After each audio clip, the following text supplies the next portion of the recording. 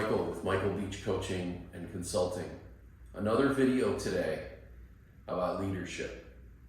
An important aspect of leadership called getting on the right side of change.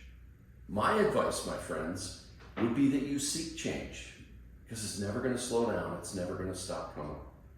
Expect it, welcome it, and exploit it when it gets here, whenever you can. You got to go a step further. You got to help your teammates and your colleagues to see it coming, to plan for it, to prepare for it, to make the best of it when it gets here. Because it all comes down to this. It's the choices we make in life.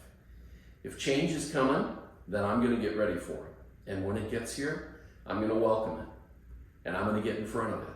And I'm going to make change dance to my tune rather than the other way around. See you next time.